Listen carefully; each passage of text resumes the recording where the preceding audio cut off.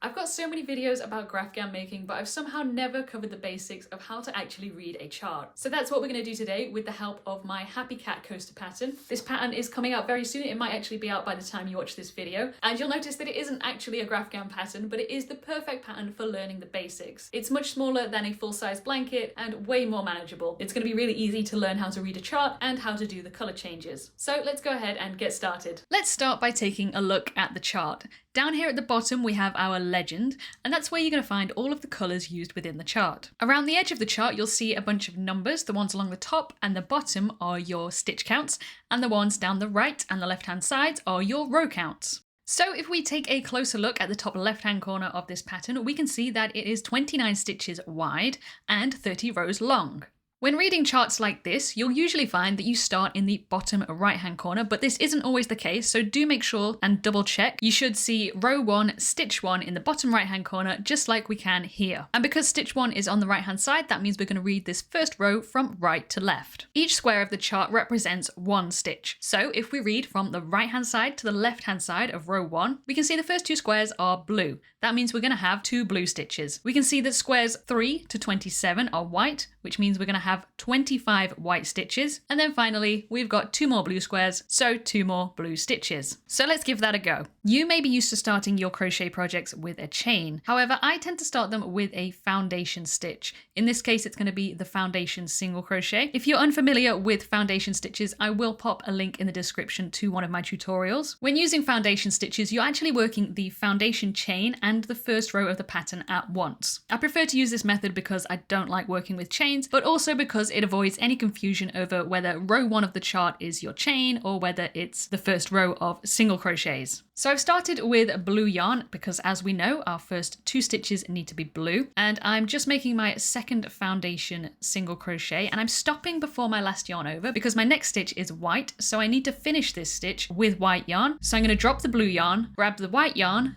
over with the white, and pull through to finish the stitch. So we now have the white ready to use for our next 25 foundation stitches. That blue yarn that we've dropped is going to stay right there. We're not going to carry it along, even though we are going to use blue again at the end of the row. The next portion of this first row is nice and simple because we've got 25 white stitches to do. I'm going to go ahead and do most of mine, and I'm going to meet you back at stitch 26. So I think this is stitch 26, but I'm just going to go back and double check by counting. It's always good to count your stitches on the first row because there's nothing worse than getting a few rows in and realizing you don't have enough stitches and having to undo it all. So I'm on my 27th stitch, and as you can see, just as before, I've almost completed the stitch, but I've stopped before the last yarn over, and that is because we need to swap to blue for the last 2 stitches. As I mentioned earlier, we don't carry yarn across the row, which means we need to add a new ball of yarn or a bobbin. And just as we did at the start of the row, I'm going to finish my last white stitch with the new colour. And then I'm just going to complete my last 2 blue stitches, and we are done for row 1. And there is my first row all done, or almost done, should I say,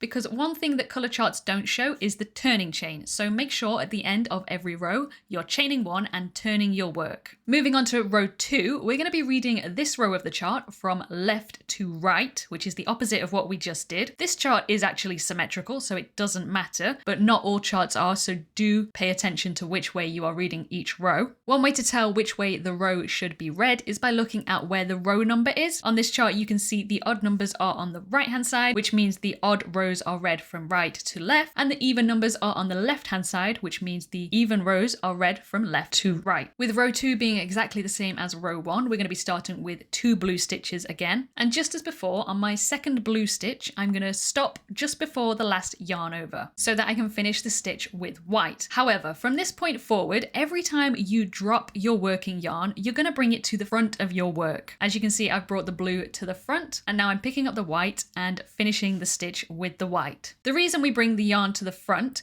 is so that on the next row, when we come to pick it up again, it's going to be on the back, and that's going to be much easier to work with, and it's also going to keep your color changes nice and tidy. I do have a dedicated tutorial for doing color changes on Graphgans, which again I'll link down in the description if you feel like you need a bit more of an explanation. I'm going to go ahead and do my 25 white stitches and meet you again at the color change. And here I am at the last white stitch, and I'm just going to show you one more time exactly what I'm going to do.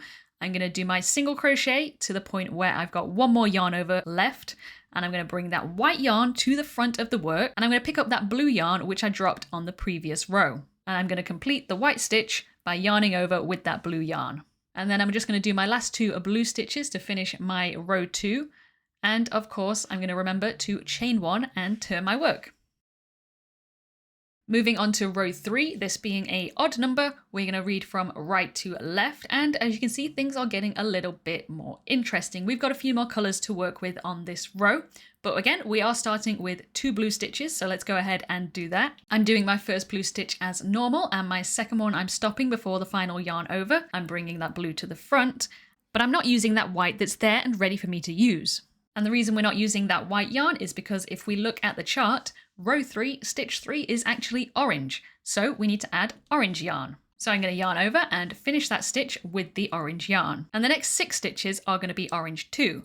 But we mustn't forget about the white yarn that's been left at the back, because after the 6 orange stitches, we are going to have to change to white. So what we're going to do, I know I said we don't carry yarn, but there are some times where we do carry yarn, and this is one of them. If you've got a yarn at the back of your work, and that colour is going to be the next colour that you use, you can carry it. So that's what we're going to do. And to do that, we're going to insert our hook into the next stitch, and we're going to make sure that that yarn we want to carry is on top of our hook when we yarn over and pull through. And we're going to do that all the way along to the point where we need to do our colour change. So I'm just making sure that I catch that white yarn in every single one of these orange stitches that I'm doing.